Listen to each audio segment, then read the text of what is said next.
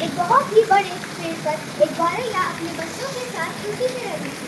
उसी घने जंगल में एक बंदर भी रहा करता था, क्योंकि वह बहुत ही आलसी था। गर्मी और सर्दी बीतने के बाद कुछ ही दिनों में बारिश का मौसम आने वाला था। चिड़िया अपने बच्चों के भविष्य के लिए एक मजबूत और गर्म घोंसला बनाने लगी, ताकि वो तूफानी हवा और बारिश में टिक सके। दूसरी ओर बंदर इधर उधर उछलते रहता था, कोई काम नहीं करता था, और जब चिड़िया को वो काम करते देखता तो बोलता, अरे पगली, इधर किसने देखा है। चिड़िया मुस्कुराकर अपना काम करती थी। कुछ ही दिनों में मूसलाधार बारिश शुरू हो गई। चिड़िया अपने बच्चों के साथ गर्म और मजबूत घोंसले में बैठी थी। उसके विपरीत बंदर इधर उधर घूम रहा था। वो बारिश से पूरी तरह भीग चुका था। उसे ठंड लग रही थी, उसे धूप लग रही थी। जब बारिश थोड़ी कम हुई तो चिड़िया ने बोला कि अरे बंदर भाई, अगर तुमने भी मेरी तरह ऐसा घर बना लिया होता तो तुम्हें आज इस तरह भीगना नहीं पड़ता। बंदर को उस छोटी सी चिड़िया से दी गई सलाह पर गुस्सा आया और उसने पेड़ को जोर से हिलाना शुरू कर दिया, जिससे चिड़िया और उसका घोंसला नीचे गिर गया। हमें इससे यह सीख मिलती है कि नासमझ या मूर्ख को सलाह देने का कोई फायदा नहीं होता, बल्कि वह आपके ऊपर ही गुस्सा हो जाते हैं। इसका एक संस्कृत में श्लोक भी है, आलस्य ही मनुष्याणाम शरीरस्थ महान रिपुः नास्ति रिपु महान रिपुर्जम समो बंधु। धन्यवाद। और मैं आज आपको इसके साथ प्रस्तुत करने जा रही हूँ की कहानी, जिसका नाम है एक ज्ञानी संत। एक बार की बात है, एक गाँव में बहुत ही ज्ञानी संत रहते थे। एक बार एक लड़के ने सोचा कि संत की परीक्षा दी जाए। उसने एक सुंदर चिड़िया को पकड़ा। वह संत के पास गया और उनसे पूछा कि बताइए, मेरी मुट्ठी में जो चिड़िया है वो जीवित है या मृत। संत उसने मन ही मन मुस्कुराते हुए सोचा कि अगर संत बोलेंगे कि चिड़िया मृत है तो मैं इस मुट्ठी को लूंगा चिड़िया और जाएगी, जिससे संत गलत साबित हो जाएगा। और अगर संत बोलेंगे कि चिड़िया जीवित है तो मैं उसे मुट्ठी से दबाकर मार दूंगा, उससे भी संत गलत साबित हो जाएगा। दोनों ही तरीकों से संत गलत साबित हो जाएगा। संत ने उसके चेहरे की उस चालाकी को देख लिया।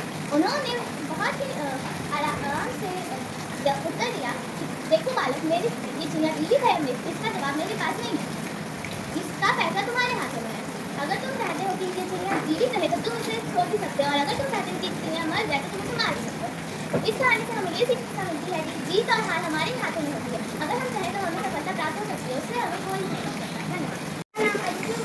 आप सभी को एक कहानी सुनाने जा रही हूँ। मेरी कहानी का शीर्षक है जीवन और जीवन में शांति का महत्व। एक बार की बात है, एक राज्य में एक राज्य में एक राजा था। उसका एक बेटा था। उसकी आदत थी कि वो हमेशा चुप रहता था। एक दिन राजा ने सोचा कि अगर ये हमेशा चुप रहेगा तो इसे हो सकता है कि इसे सफलता नहीं प्राप्त हो। इसलिए राजा ने उसे साधु संतों को दिखाया। तो साधु संतों ने बोला कि शायद राजकुमार पिछले जन्म में साधु होंगे, इसीलिए वो उनकी यह आदत इस जन्म में है। धीरे धीरे राजकुमार बड़े हो गए। राजा ने उसकी शादी करा दी, फिर भी राजकुमार की आदत नहीं हटी। एक दिन राजकुमार अपने मंत्री के साथ बगीचे में टहल रहे। एक कौवा बोल रहा था तो मंत्री ने पत्थर का ढेला उठाया और उसके वार किया तो कौवा मर गया। तो फिर राजकुमार तुरंत उसके पास जाके बोले कि अगर आज तुम नहीं बोलते तो शायद आज तुम बच जाते। फिर तुरंत मंत्री राजा के पास जाके बोला कि आज राजकुमार बोले। तो राजा ने मंत्री को ढेर सारे उपहार दिए। फिर बहुत दिन तक राजकुमार वापस चुप हो गए। तुम राजा को शक हुआ और उसने मंत्री को फांसी पे चढ़ाने की सजा सुनाई। तो फिर वापस मंत्री राजकुमार के पास जाके बोले कि आप नहीं बोले तो मुझे फांसी की सजा हो रही है। तो फिर राजकुमार ने बोला, अगर तुम यह बात पिताजी से नहीं बोलते कि मैंने बगीचे में बोला था तो तुम बच जाते। धन्यवाद। इस कहानी से हमें यह शिक्षा मिलती है कि जीवन में हमें आवश्यकता करने पे ही बोलना चाहिए। नाम सामग्री राजन है और मैं आपके सामने दीपक कहानी का प्रस्तुत करने जा रही हूँ। एक गाँव में रोज रात को छोटे से दीपक जलाया जाता था। फिर एक दिन हवा ने उस दीपक से कहा, तुम इतने छोटे हो, मेरा सामना कैसे कर पाओगे। दीपक ने मुस्कुरा कर कहा, मैं छोटा जरूर हूँ, लेकिन जब तक मैं जलता रहूँगा अंधकार को दूर करता रहूँगा। फिर हवा और तेज चली। हवा तेज चलने के कारण लोगों ने अपने हाथों से उस दीपक को ढक लिया। ढकने के बाद वो दीपक जलता रहा और पूरे घर में प्रकाश फैला दिया। हवा को अपनी गलती का पछतावा हुआ। इंसान अपने आकार से नहीं बल्कि अपने साहस और अच्छे कर्म से महान इंसान बनता है। आज मैं आप सबको नैतिक कहानी सुनाने जा रही हूँ। कहानी का प्रकरण प्रतीक्षा। एक बार भगवान महाबुद्ध अपने शिष्यों के साथ राजगीर जा रहे थे। रास्ता काफी लंबा और पथरीला था। बीच में भगवान महावीर को प्यास लगती है और वो अपने शिष्यों के साथ वट वृक्ष की छाया में बैठकर विश्राम कर रहे थे। एक शिष्य आनंद पास के पहाड़ी झरने से पानी लेने जाता है और देखता है कि पास में गुजर रही बैलगाड़ी ने पानी को गंदा कर दिया है। वो वापस लौट आता है। भगवान बुद्ध से बोलता है, भगवान बुद्ध मैं पीछे की टूट गई नदी से पानी लेने जा रहा हूँ। इस नदी को बैलगाड़ियों ने गंदा कर दिया है। भगवान बुद्ध ने मना कर दिया और बोला कि तुम इसी नदी में जाओगे। वो वापस जाता है, कुछ नहीं बदलता, वो वापस आ जाता है। तो 3 बार होता है। चौथी बार आनंद देख के हैरान हो जाता है कि नदी पूरा साफ हो गया था। सारी मिट्टी व सड़े गले पत्ते नीचे बैठ गए थे। पानी आईने की भांति चमक रहा था। वो पानी लेके आ जाता है और भगवान बुद्ध बोलते हैं, आनंद हमारे जीवन की नदी को भी कुछ बुरे विचारों वाली बैलगाड़ियां ने गंदा कर दिया है, इसलिए हम बुरे काम करने के तत्पर आ जाते हैं। शिक्षा, यदि हम अपने मन की झील को साफ रख के थोड़ी सी प्रतीक्षा कर ले तो हमारा झील भी इसी तरह से स्वच्छ हो जाता है। धन्यवाद। मैं आज आपको एक मजेदार कहानी सुनाने वाला हूँ। कहानी का नाम है बुद्धिमता। एक बार की बात है, दो छात्र एक गुरु के पास आते हैं। वो गुरु से कहते हैं कि हमें भी शिक्षा दीजिए, हम आपके शिष्य बनेंगे। तो वे गुरु कहते हैं कि मैं तुम्हें शिष्य बनाऊंगा, बस एक शर्त पे। तुम्हें इस वो दोनों को एक कबूतर का पुतला देते हैं और बोलते हैं कि तुम्हें इस कबूतर के पुतले को एक जगह तोड़ना है जहाँ में तुम्हें कोई ना देख रहा हो। तो फिर पहला शिष्य जंगल में जाकर के उस कबूतर के पुतले को तोड़ देता है और सोचता है कि यहाँ से तो मुझे कोई नहीं देख रहा, मैं अब उनका छात्र बन जाऊँगा। तभी दूसरा शिष्य जब जाता है कहीं, पहले वो पब्लिक एरिया में जाता है जहाँ पे उसको लगता है कि आदमी देख रहे हैं। फिर वो जाता है जंगल में, फिर उसको लगता है कि कीड़े मकोड़े मुझे देख रहे हैं। तब वो जाता है जमीन के नीचे, तब भी उसको लगता है कि मेरी आत्मा तो मुझे हमेशा देखती रहती है। तो फिर वो कल सुबह होकर के वो दोनों छात्र गुरु के पास जाते हैं और बोलते हैं कि पहला छात्र बोलता है कि मैंने आपके काम को कर दिया है, अब मैं आपका शिष्य बन जाऊँगा। हाँ। दूसरा छात्र बोलता है कि मैं आपके काम को नहीं कर पाया, माफ़ कर दीजिए। तभी गुरु कहते हैं कि इस काम को कोई कर ही नहीं सकता, क्योंकि हमारी आत्मा जो है हमें हमेशा देखती रहती है। इसलिए हमें जो भी अगर बुरा काम करेंगे तो फिर हमें हमेशा सोच समझ के करना चाहिए, हमें बुरा काम कभी नहीं करना चाहिए। इस कहानी से हमें यह शिक्षा मिलती है कि अगर हम बुरा काम करेंगे तो फिर हमारी आत्मा हमें देखती रहती है। हमें नहीं सोचना चाहिए कि अगर हम बुरी काम करेंगे तो फिर हमें कोई देख पाएगा। धन्यवाद। मेरा नाम अथर्व गुप्ता है और मैं आज आपको एक कहानी सुनाने जा रहा हूँ जिसका नाम है पंडित की चतुराई। एक समय की बात है, एक अमीर आदमी एक पंडित के पास जाकर कहता है कि क्या तुम मेरे बच्चे के सारी बुरी आदतों को हटा सकते हो। पंडित कहता है कि हाँ, मैं देखता हूँ। उस दिन के बाद पंडित उस अमीर आदमी के बेटे के साथ एक आंगन में घूमने जाता है। वहाँ पर वो एक छोटा सा पौधा देखता है और कहता है, सुनो, क्या तुम वहाँ पर एक छोटे से पौधे को देख रहे हो। तो लड़का बोलता है कि हाँ, देख ले रहा हूँ। तो फिर वो कहता है, क्या तुम उसको उखाड़ सकते हो। तो वो बोलता है हाँ। तो फिर वो वहाँ जाकर उस पौधे को अपने एक उंगली और एक अंगूठी की शक्ति से निकाल देता है। उसके बाद थोड़े और आगे जाते ही वहाँ पर उस पंडित को एक थोड़ा सा बड़ा पौधा दिखता है, जो उसको देखकर बोलता है, क्या तुम उस बड़े से पौधे को उखाड़ सकते हो। तो वो बोलता है हाँ ठीक, मैं देखता हूँ। तो वहाँ जाकर उस बड़े से पौधे को अपने पूरे हाथ की हल्की सी शक्ति से निकाल देता है। फिर वो आगे थोड़ा सा जाकर वहाँ पर एक बड़ा सा पेड़ देखता है। फिर वो पंडित बोलता है कि क्या तुम उस बड़े से आम के पेड़ को उखाड़ सकते हो। तो फिर उसको बोलता है कि मैं कोशिश करता हूँ। फिर वो वहाँ जाकर उस बड़े से पौधे को ऐसे गले लगा लेता है और अपनी पूरी शक्ति लगा लेती है, लेकिन वो पेड़ को हिला भी नहीं पाया। फिर वो वहाँ जाकर बोलता है कि माफ़ कीजिए पंडित जी, मैं उस पेड़ को नहीं उखाड़ पाया। तो फिर उसके बाद पंडित बोलता है कि बेटा, इसी तरह हमारी बुरी आदतें रहती हैं।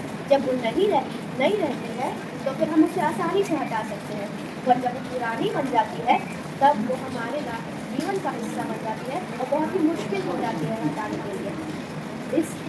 इस सीख से उस बच्चे को अपनी सारी गलतियाँ एहसास हो जाती है और उसी दिन से उन सबको हटा देता है। इस कहानी से हमें यह सीख मिलती है कि हमें अपनी सारी बुरी आदतें को उस समय से पहले ही उखाड़ देनी चाहिए। धन्यवाद।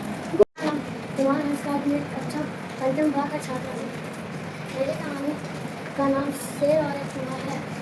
एक दिन की बात है, शेर अपने जंगल में गुफा में विश्राम कर रहा था। कहीं से एक चूहा आकर उसके शरीर पर कूदने लगा। शेर की नींद खुल गई और उसने गुस्से से चूहे को कहा कि तुम मेरी शरीर छू क्यों रही हो? तो चूहा ने कहा, मुझे माफ़ कर दीजिए शेर दादा, मुझसे गलती हो गई। चूहे ने कहा कि मैं भी आपको कभी ना कभी काम आऊँगा। शेर ने हंसते हुए बोला कि तुम के छोटे से चूहे मेरे क्या काम आ सकते। दिन बीतता गया। एक दिन एक शिकारी चालाकी से शेर को जाल में पकड़ लिया और शेर सहायता के लिए पुकार रहा था। तभी चूहे ने शेर की आवाज़ सुनी और वो वहाँ आ पहुँचा। उसने कहा, मैं इस जाले को काट सकता हूँ। उसने जाल काट दिया। इस कहानी से हमें यह शिक्षा मिलती है कि हमें किसी को भी छोटा नहीं समझना चाहिए। धन्यवाद। बच्चे अभिनंदन, मैं कक्षा पंचम आपका छात्र हूँ। आज मैं आपको एक हिंदी नैतिक कहानी सुनाने जा रहा हूँ जिसका नाम है टोपी वाला बंदर। एक बार की बात है, एक टोपी बेचने वाला इधर उधर जाकर टोपियाँ बेचता था। फिर वो एक दिन जंगल से गुजरा। फिर उसने सोचा कि मैं पेड़ के नीचे थोड़ा सा विश्राम कर लूँ। फिर उसको नहीं पता था कि पेड़ के ऊपर बहुत सारे बंदर हैं। फिर वह सो गया तो देखा, उसके बाद उठा कि सारे बंदर ने उसकी टोपियाँ को ले लिया। फिर टोपी वाले ने सोचा कि अपनी एक टोपी उसके पास में उसको नीचे ऐसे फेंक दिया। तो सारे बंदरों ने भी अपनी टोपियों को जमीन में फेंक दिया। वैसे ही अपनी टोपियाँ टोपी वाले ने खाकर चला गया। नैतिक शिक्षा, शारीरिक बल से ज़्यादा अधिक बुद्धि का बल श्रेष्ठ होता है। धन्यवाद। मेरा नाम सुनील कुमार है। मैं कक्षा पंचम का छात्र हूँ। मैं आज आप लोगों को कहानी सुनाने जा रहा हूँ। इस कहानी का शीर्षक है कि हमें कुछ बड़ा करने के लिए मेहनत करनी पड़ती है। एक गांव में एक मंदिर बन रहा था। सभी गांववासी मूर्तिकार के पास गए और मूर्तिकार से कहा कि हम लोग मंदिर बना रहे हैं, तो हमें एक मूर्ति चाहिए। क्या तुम 2 दिन के अंदर हमें मूर्ति दे सकते हो? तो मूर्तिकार ने कहा कि जी हाँ, मैं आपको 2 दिन के अंदर मूर्ति दे सकता हूँ। सभी गांववासी अपने घर चले गए। मूर्तिकार ने मूर्ति बनाना शुरू की। जैसे ही मूर्तिकार ने छेनी हथौड़ी से तराशना शुरू किया, पत्थर बोल उठा कि मालिक मुझे छोड़ दो, मुझे दर्द हो रहा है। तो मूर्तिकार ने कहा, ठीक है, मैं दूसरे पत्थर पे करता हूँ। दूसरा पत्थर से दर्द को सहा और शांत रहा। 2 दिन के बाद सारे ग्रामवासी मूर्ति को लेने के लिए आ गए। सभी ग्रामवासी मूर्ति लेके जा ही रहे थे कि एक ग्रामवासी की नजर एक पत्थर पर पड़ी। वो वही पत्थर था जिसने कहा था कि मुझे मत छेनी थोड़ी सी मारो, मुझे दर्द हो रहा है। तो ग्रामवासी ने कहा कि ये पत्थर मुझे दे दो, हम लोग इस पर नारियल फोड़ेंगे। तो सभी ने वो मूर्ति वाले पत्थर को, और जिस पर हम लोग नारियल फोड़ते हैं, वो वाले पत्थर को लेकर सभी लोग मंदिर में चले गए। मूर्ति की स्थापना पूर्ण हो गई। सभी लोग आके पत्थर वाली मूर्ति को पूजा करने लगे और जिस पत्थर ने कहा था कि मुझे दर्द हो रहा, छोड़ दो, सब उस पर नारियल फोड़ने लगे। जिस पर नारियल फोड़ा जा रहा था, उस पत्थर ने मूर्ति वाले पत्थर से बोला कि भाई, सब तुम्हारी पूजा करते हैं और एक तरफ मुझे देखो, सब उस पर नारियल फोड़ते हैं। इस बात से यह शिक्षा मिलती है कि हमें कुछ बड़ा करने के लिए मेहनत करनी पड़ती है। धन्यवाद। हेलो एवरीवन, मेरा नाम चित्रांश राज है। आज मैं आपको एक कहानी सुनाऊंगा जिसका नाम है एक बड़े गणितज्ञ आए और बोले सभी नंबर को मीटिंग के लिए बुलाए। सभी नंबर आए 0 को छोड़ के। सभी गणितज्ञ पूछे कि 0 कहाँ है। किसी को नहीं पता था 0 कहाँ है। गणितज्ञ बोले कि जाओ 0 को ढूंढो। सभी ने शुरू किया 0 को ढूंढना। 0 ने दो देर के बाद 0 एक पेड़ के नीचे बैठा मिला। गणितज्ञ ने पूछा 0 तुम क्यों नहीं आई मीटिंग के लिए? तभी 0 ने रोना शुरू किया। मैं नहीं आया क्योंकि मेरा कोई वैल्यू नहीं है, मेरा कोई खेलता नहीं है। तभी गणितज्ञ सोचे पेड़ के पास स्माइल किए। 0 तुम मत रो, तुम्हारे पास वैल्यू है। खड़े हो, बाईस आए तो प्लस लगेगा 0। तो बताओ सभी लोग कितना वैल्यू है? 10। 0 खड़े हो, दाएं साइड। बताओ सभी लोग कितना वैल्यू है? 4। इस कहानी से हमें यह शिक्षा मिलती है कि हमसे कोई अलग के छात्र हूँ। आज मैं आप सभी को एक कहानी सुनाने जा रही हूँ। इस कहानी का नाम है एक नटखट बच्चा। एक बच्चा था जिसका नाम राजू था। वो बहुत ही ज़्यादा नटखट था। वो उससे गाँव वाले बहुत परेशान थे। वो हमेशा झूठ बोलता था। एक दिन उसके पापा ने कहा कि आज मेरी तबीयत नहीं ठीक है, तुम जाओ भेड़ों को खेत में जाके चरा के लाओ। जब वो चल गया खेत में चराने, उसके दिमाग में एक सुझाव आया कि आज कुछ मज़ेदार किया जाए। वो उसने चिल्लाना शुरू कर दिया, भेड़िया भेड़िया बचाओ बचाओ, भेड़िया भेड़िया।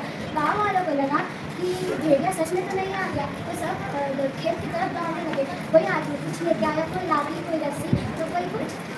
उसके बाद गाँव वालों ने पूछा कि कहाँ है भेड़िया। राजू ने बोला कि कोई लूट करना आया, बड़ा मज़ा आया। कोई लूट करना आया, बड़ा मज़ा आया। गाँव वालों ने कहा कि आप सावधान रहें, आपने अच्छा नहीं क्या झूठ बोले, कहीं आप अपनी ही झूठ पे एक दिन आप ही का झूठ आप पे भारी ना पड़ जाए। लेकिन वो बच्चा कहाँ सुनने वाला था। उसने रोज़ रोज़ यही करना शुरू कर दिया। वो रोज़ गाँव वालों को बुलाता, गाँव वाले आते और उनमें बन जाते। एक दिन गाँव वाले ने बोला कि अगर आज ये बच्चा बुलाएगा तो हम लोग नहीं जाएंगे, क्योंकि ये हमेशा झूठ बोलता है। और उसी दिन सचमुच का भेड़िया आ गया। बच्चा कुछ ऐसे तैसे पेड़ में चढ़ गया, लेकिन जो भेड़ थे, भेड़िया का शिकार बन गए। गाँव वालों ने सोचा ये इतना देर से भेड़िया भेड़िया चिल्ला रहा है, कहीं सच में तो नहीं आ रहा है। गाँव वाले भागे भागे भागे भागे, उन्होंने देखा कि कुछ भेड़ गायब है और कुछ भेड़ घायल है। बच्चे ने रो के कहा कि मुझे माफ़ कर दीजिए, मैं आप लोग से बहुत माफ़ी मांगता। मुझे नहीं पता था कि ये झूठ मेरे ऊपर इतनी भारी पड़ेगी। उस दिन से उसने सोच लिया कि आज के बाद मैं कभी नहीं झूठ बोलूँगा। इस कहानी से हमें ये शिक्षा मिलती है कि झूठ बोलना कभी नहीं चाहिए। तो क्या पता आपका झूठ आपके पे भारी पड़ जाए। धन्यवाद। मैं आज एक कहानी सुनाने जा रहा हूँ। इस कहानी का नाम घमंडी मुर्गा है। एक गांव में बहुत सारे मुर्गे रहते थे। एक दिन किसी बच्चे ने एक मुर्गे को तंग किया, तो उस मुर्गे ने सोचा कि मैं कल से आवाज़ नहीं करूँगा तो कोई नहीं उठेगा और सबको मेरी अहमियत पता चलेगी। इसके बाद अगले दिन वो कुछ नहीं बोला। तभी सारे लोग उठ गए और अपने अपने काम पर चले गए। और तब मुर्गे को समझ में आया कि किसी के बिना कोई काम नहीं रुकता, इस सारा काम चलते रहता है। इस कहानी की शिक्षा ये है कि हमें कभी घमंड नहीं करना चाहिए। धन्यवाद। मैं बच्चा पंचम का छात्र हूँ। मैं आज आप सभी को एक हिंदी कहानी सुनाने जा रहा हूँ। एक समय की बात है, जिसका नाम एक लालची जमींदार और एक किसान है। एक समय की बात है, एक गांव में एक जमींदार रहता था। वह बहुत ही लालची था। एक समय अपने घर में बैठा हुआ था। तो उस समय उसके पास एक किसान आया और बोला कि आप मुझे थोड़ी सी ज़मीन भाड़े पर दोगे। तो जमींदार ने बोला ठीक है, मैं तुम्हें भाड़े पर ज़मीन दे दूँगा, पर तुम्हें मेरी एक शर्त माननी होगी। मैं तुम्हें जो ज़मीन दे रहा हूँ उसकी आधी फसल मैं आधी फसल लूँगा और तुम आधी फसल रखोगे। तो किसान ने बोला ठीक है। तो फिर वह अपनी फसल उगाने लगा। तो जब किसान की फसल उग गई तो जमींदार उसके पास आया और बोला कि तुम मुझे आधी फसल दे दो। तो उस किसान ने कहा कि ठीक है, आप ले लीजिए। तो जमींदार ने सारी अच्छी फसल ले ली और खराब फसल वहीं छोड़ दिया। तो फिर किसान बहुत दुखी हुआ। तो फिर उसकी बेटी आई और उसने देखा कि मेरे पिताजी दुखी है। तो उसने सोचा कि मेरे पिताजी काम करते करते थक जाते होंगे, तो मैं भी उनके साथ काम करूँगी। तो जमींदार के पास गई और बोली कि क्या मैं भी काम कर सकती हूँ। तो जमींदार ने बोला ठीक है, लेकिन तुम्हें मेरी एक शर्त माननी होगी। जो भी तुम फसल उगाओगी उसकी ऊपर वाली फसल मैं लूँगा और नीचे वाली फसल तुम लोगी। तो किसान की बेटी ने कहा कि ठीक है, मैं तुम्हें ये शर्त मानती हूँ। तो जब उसकी बेटी ने फसल उगा लिया तो उसने अच्छी फसल नीचे रखी और खराब फसल ऊपर रखी। तो जमींदार आया और बोला कि मुझे ऊपर वाली फसल दे दो और नीचे वाली फसल तुम रख लो। तो फिर उसने देखा कि ऊपर में खराब फसल है और फिर उसकी बेटी ने खराब फसल जमींदार को दे दिया और अच्छी फसल खुद रख ली, जिससे जमींदार बहुत दुख हुआ। इस कहानी से हमें ये सीख मिलती है कि लालच बुरी बना है। धन्यवाद। मेरा नाम आरव अरमाना, मैं क्लास पंचम का छात्र हूँ। मैं आप लोग को मोरल स्टोरी सुनाने वाला हूँ, जिसका विषय है लालची दूध वाला। एक बार एक छोटे से गांव में एक दूध वाला रहता था। वह बहुत लालची था। हर रोज वह नदी पार करके अपने ग्राहकों को दूध बेचता था। शहर जाते समय दूध में नदी का पानी मिलाकर अपने ग्राहकों को बेचता था। देखते ही देखते वह बहुत अमीर आदमी बन गया। एक दिन उसके बेटे की शादी के लिए वह अपने ग्राहकों के पास पैसे लेने गया। सारे पैसे इकट्ठा कर उसने नए कपड़े और नए गहने खरीदे। लौटते समय उसकी नाव पत्थर में जाकर टकराकर उल्टी हो गई। सारे नए कपड़े और नए गहने पानी में डूब गए। तो वो रोने लगा। तो नदी से आवाज आई, रोते क्यों हो? सारे पैसे तो तुमने बेईमानी से कमाए हैं। तो उसको अपनी गलती का एहसास हो। इस कहानी से यह शिक्षा मिलती है कि हमें लालच नहीं करना चाहिए, लालच बुरी बला है। मेरा नाम श्रेया भारती है। मैं कक्षा पंचम ब की छात्रा हूँ। मैं आप सभी को एक कहानी सुनाने जा रही हूँ जिसका नाम है घमंडी पेड़। एक बड़े से जंगल में एक पेड़ और एक झाड़ी साथ साथ खड़े थे। पेड़ था घमंडी और झाड़ी थी सीधी सादी। तो एक बार पेड़ ने कहा कि मैं बहुत ऊंचा और बहुत ताकतवर हूँ, मुझे कोई नहीं हरा सकता। तो झाड़ी बोली कि एक दिन बलवान से बलवान को भी गिरना पड़ता है। जब आंधी आती थी तो पेड़ बहुत जोर जोर से हंसता था और झाड़ी बोलती थी कि थोड़ा झुक जा पेड़ भाई, वरना तू गिर जाएगा। तो फिर पेड़ बोला, तू झुक जा झाड़ी, मैं नहीं झुकूंगा। तो पेड़ बोला, और तेज आंधी चली। पेड़ टूट के गिरने लगा। तो फिर जब आंधी रुकी तो झाड़ी ने अपनी आंखें खोली तो देखा कि पेड़ गिरा हुआ है। पेड़ बोला, तू सही कहती थी झाड़ी, मुझे कभी घमंड नहीं करना चाहिए था। इस कहानी से हमें यह शिक्षा मिलती है कि हमें कभी घमंड नहीं करना चाहिए। मेरे नाम सरोज है। मैं कक्षा पंचम की छात्रा हूँ। कक्षा पंचम की छात्रा हूँ। अब मैं आप सभी को एक रोमांचक कहानी सुनाने जा रही हूँ। एक सत्यवादी कहानी थी। एक गाँव में एक बालक रहता था। एक दिन से पढ़ने के लिए कहीं दूर जाना था। उसके बाद उसे 5,000 रुपये दिए और कहा कि कभी झूठ मत बोलना। उस बालक ने ठान लिया कि वो कभी झूठ नहीं बोलेगा। और जब वो रास्ते में जा रहा था तो कुछ चोर मिले। चोरों ने लोगों को उस बालक को छीन लिया। तुम सभी के पास देखना और मुझे दे दो। सभी लोग ने बोला, मेरे पास कुछ नहीं है ताकि मैं कर सकूँ। फिर बालक ने बोला, मेरे पास 5,000 रुपये है। और वो उसने 5,000 रुपये दिखाया। फिर चोरों ने बोला कि तुम सच नहीं बोल रहे, तुम झूठ बोल कर बच भी नहीं सकते थे। फिर मालिक ने उसको मारधाड़ी से जवाब दिया। मेरी माँ ने सिखाया कि हमें कभी झूठ नहीं बोलना चाहिए। मैं चोरों के आगे खड़े होकर फैसला लिया कि वो कभी झूठ नहीं बोलेंगे। जीवन में हम सबकी सबसे बड़ी ताकत होंगी, कभी झूठ नहीं बोलना चाहिए। मैं कक्षा पंचम ब का छात्र हूँ। आज मैं आपको चालाक कुत्ता का कहानी सुनाने जा रहा हूँ। एक बार की बात है, एक भूखे कुत्ते को कहीं से रोटी मिली। वह रोटी लेकर नदी के पुल से गुजर रहा था। तभी उसने नदी में देखा अपने परछाई को। उसको लगा कि नदी में कोई दूसरा कुत्ता आ गया है। तभी उसको लगा कि चलो मैं इसका रोटी छीन लेता हूँ। जैसे उसने रोटी छीनने के लिए मुंह खोला, वैसे ही उसके मुंह से रोटी गिर गई। उसकी रोटी नदी में गिर गई। इस कहानी से हमें यह शिक्षा मिलती है कि लालच से मनुष्य कभी नहीं सफल हो पाता है। धन्यवाद। मैं कक्षा पंचम अ का छात्र हूँ। मैं आज आपको एक हिंदी कहानी सुनाने जा रहा हूँ। एक बार की बात है, एक राजा ऐलान करता है कि जो भी अच्छा तोहफा लाएगा उसे पुरस्कार मिलेगा। सभी ने, किसी ने सोना, किसी ने चांदी, किसी ने हीरा लाया। लेकिन एक छोटे से बालक ने मिट्टी का दिया लाया। तो राजा ने पूछा, क्या तुमने यही तोहफा लाया है? तो बालक ने कहा हाँ। तो मेरा नाम अजय कुमार है। मैं आज आपको हरिओम सभी को। मेरा नाम अनमोल कुमार है। मैं कक्षा पंचम बा का छात्र हूँ। मैं आज आप सभी को एक समय की कहानी सुनाने जा रहा हूँ। एक शहर में एक राजा रहता था। वह अपनी प्रजा से बहुत प्यार करता था। वह अपनी प्रजा को कपड़े, धन और खाने के लिए खाना देता था। एक दिन उसे एक पेड़ के नीचे एक गरीब दिखता है। तो वह गरीब से पूछता है कि तुम पेड़ के नीचे क्या कर रहे हो? तो वह गरीब बोलता है कि मेरे पास रहने के लिए घर और कपड़े और खाने नहीं है। तो वह राजा बोलता है कि शाम को तुम मेरे प्रजा के निर्वाह पे आना। तो गरीब बोलता है कि ठीक है, मैं आपके निर्वाह पे आऊँगा। तो गरीब अपने घर पे जाता है। फिर वह अपने साथियों को बोलता है मुझे राजा ने बोला। वह उसे कहता है कि बहुत समय है, मैं बाद में जाऊँगा। फिर वह सो जाता है। फिर वह 2 घंटे बाद उठता है। फिर वो चौंक जाता है क्योंकि समय निकल चुका था। फिर वो सोचता है कि अभी तो और समय है, इसलिए वह चलना शुरू करता है। और वह एक पेड़ के नीचे जाके बैठ जाता है और वो सो जाता है। और इस बार 3 घंटे के लिए सो जाता है। फिर वह उठता है तो फिर वो सोचता है कि अभी तो बहुत समय है। फिर वह चलता है तो रात हो चुकी है, व्यवहार बंद हो चुका था। तो वो फिर सोचता है कि अगर मैं पहले आता तो मेरे पास बहुत पैसे पे रहने के लिए घर होता। नैतिक शिक्षा, समय बहुत अनमोल है। वो कभी लौट के नहीं आएगा। धन्यवाद। की तरह इस साल भी दौड़ने की प्रतियोगिता की गई। राहुल और माधव दोनों ही इस चीज़ के लिए, इस प्रतियोगिता के लिए कई महीनों से कई मेहनत कर रहे थे। दोनों ही काफ़ी उतावले थे इस मेहनत के लिए। आखिरकार प्रतियोगिता का दिन आ गया। प्रतियोगिता के दिन सारे धावक अपने रेल में खड़े हुए। सीटी बजते ही सारे धावक दौड़ने लगे।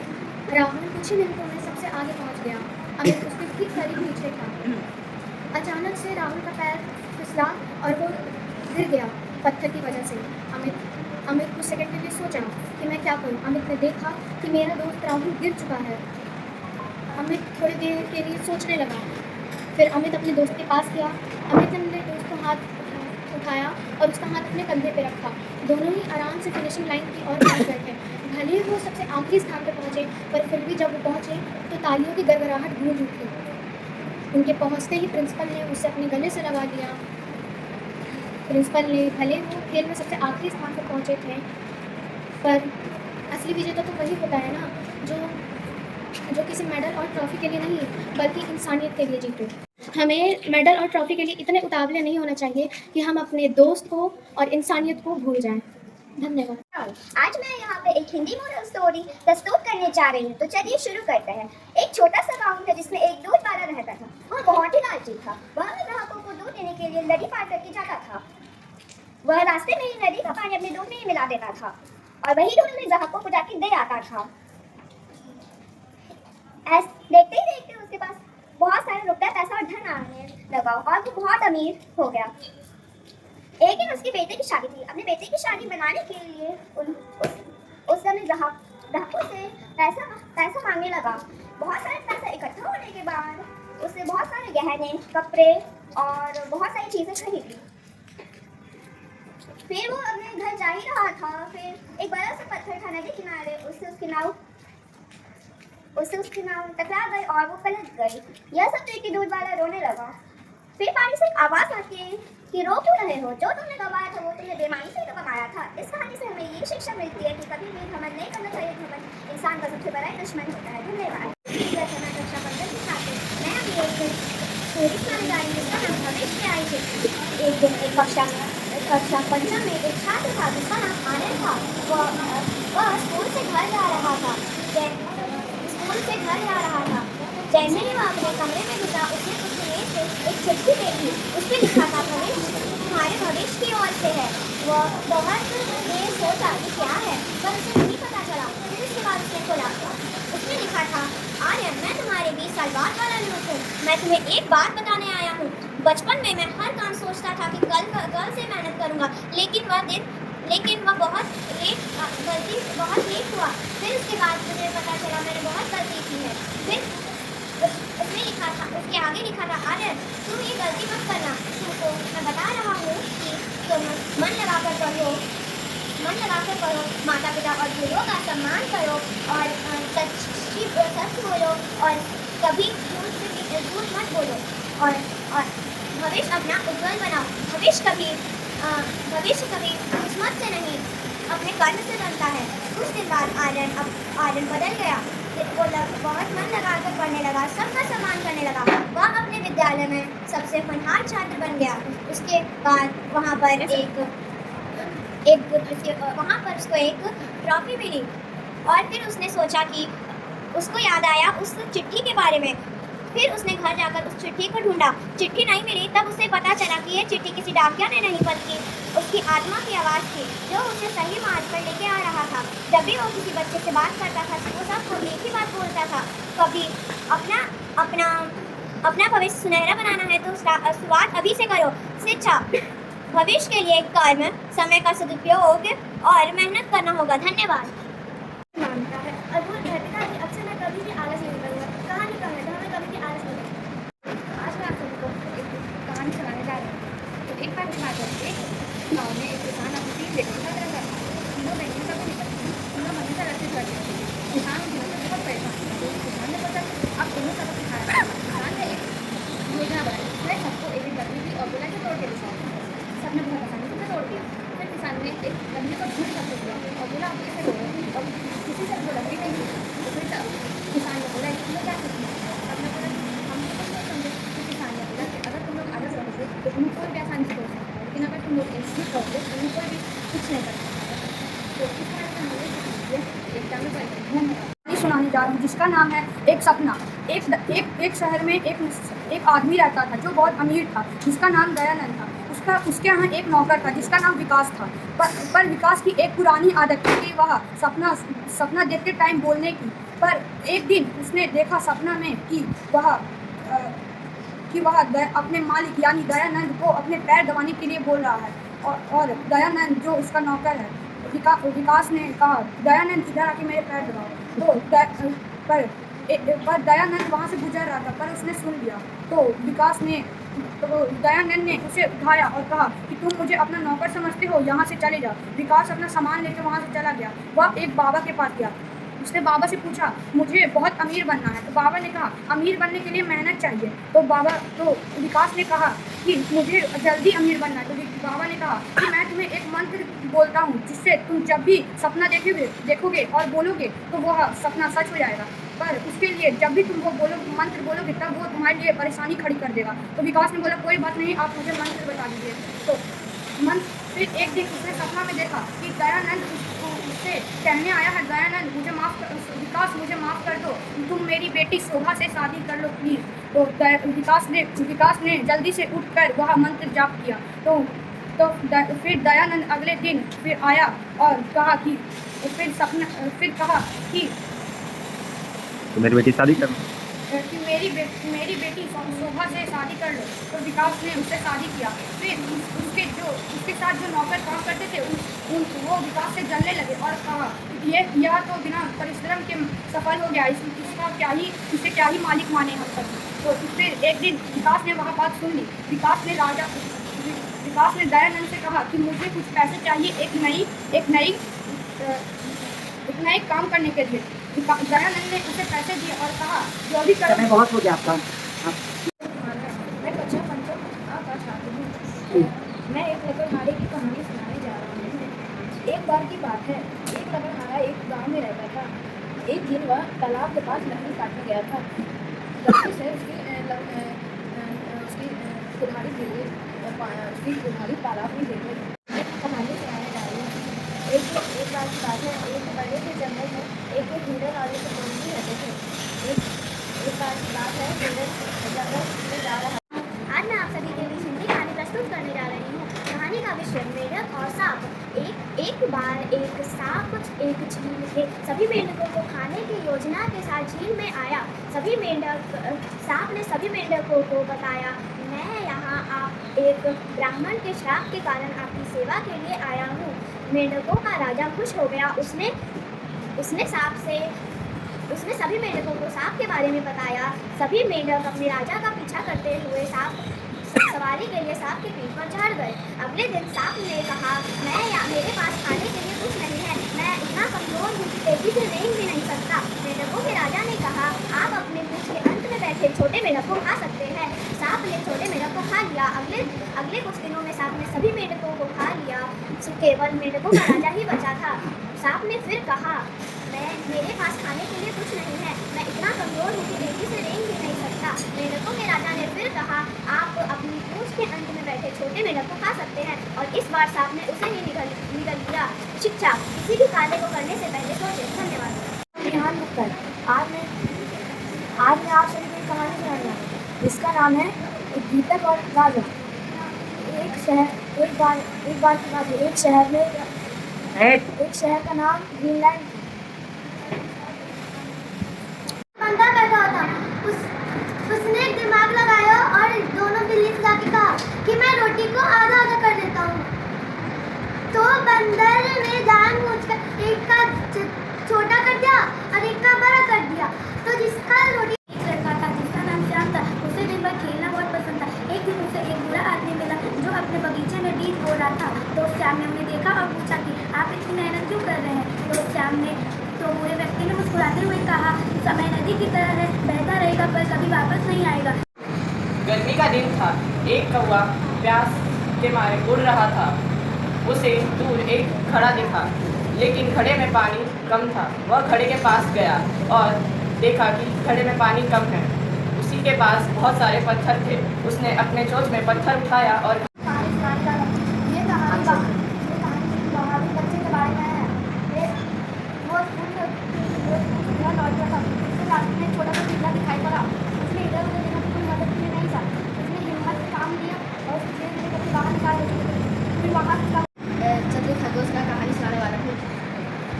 एक बड़े से घने जंगल में एक ताकतवर शेर था। उस समय ताकत में बहुत घमंड था। वह रोज कई जानवरों का शिकार करता था। सभी चूहा एक शेर जंगल में रहते थे। एक दिन शेर सो रहा था। चूहा ने देखा, चूहा उसके शरीर में खेलने लगा। शेर उठ के आवाज में बोला, "मैं मार डालूंगा, मार कैसे किया था?" तो चूहा बोला, "सरकार मुझे माफ कर दो, मैं भी अब कभी न कभी जाकर बहुत बुरा हो गया था। उसने सोचा मैं एक नया राजा बनाऊंगा। उसने 4 लोगों को बुलाया और चारों को एक एक टीम दिया। उसमें से एक किसान का बेटा था जो उसने बीच स्कूल बैग स्कूल की छुट्टी होने के बाद बाहर खेलते खेलते दोस्त रहते थे। उनको बाहर बिल्कुल मन नहीं लगता था। वो दिन रात पार्टी करते रहते थे। एक बार एग्जाम का टाइम आया। वो रात में पार्टी करने लगे। एक दूसरे को कल को एग्जाम है, आ गया कल हम टीचर से झूठ बोल देंगे और एग्जाम पार कर देंगे। कल वो टीचर के पास गए और बोले कि हम कल पार्टी में गए थे, आते वक्त हमारे गाड़ी की टायर पंचर हो गई थी। लालची कुत्ता। एक कुत्ता था, वह बहुत ही लालची था। अगर किसी और कुत्ते को कुछ खाना मिलता तो वह कुत्ता और दूसरों को खाना छीन के खा लेता था, पर किसी वजह से वह कुछ दिनों तक खाना नहीं खा पा रहा था। उसे खाना नहीं मिल पा। एक गांव में छोटे से घर में माँ और बेटी रहती थी। बेटी का नाम रिया था। दोनों एक घर में बहुत खुश से रहते थे। उसकी माँ रोज आदमी के घर में काम करती। एक जंगल में शक्तिशाली और बुद्धिमान शेर रहता था। वो सोचता था कि सभी जानवरों से शक्तिशाली और बुद्धिमान बस मैं ही हूँ। एक अगली दिन शेर ने सभी जानवरों को अपने पास बुलाया और कहा कि हर मंगलवार को मुझे एक शिकारी अपने पिता से पूछता है कि समय की कीमत क्या होती है। पिता ने बताया, समय की कीमत एक गांव में एक कौवा रहता था। वो बहुत ज़्यादा प्यासा था। वो पानी की तलाश में था। उसको बहुत ज़्यादा गर्मी भी लग रही थी। वो उड़ते उड़ते एक बड़े से पेड़ के पास पहुंचा। वहाँ पे एक घड़ा दिखा। घड़े में पानी थोड़ा था। कौवा खुशी खुशी उस घड़े के पास गया। देखा घड़े में पानी थोड़ा है, उदास हो गया। फिर उसने अपने बुद्धि का इस्तेमाल करके घड़े के बगल में पत्थर रख के एक एक करके घड़े में डाला। पानी ऊपर आ गया। कौवा पानी को पी के खुशी खुशी उड़ पड़ा। इस कहानी से हम लोग को ये शिक्षा मिलती है कि हर सही जगह पे हर सही वक्त पे हम लोगों को अपनी बुद्धि का इस्तेमाल करना चाहिए। धन्यवाद। का नाम है खरगोश और शेर। एक बार एक जंगल में शेर राज करता था और शेर हर एक जानवर को खाता था।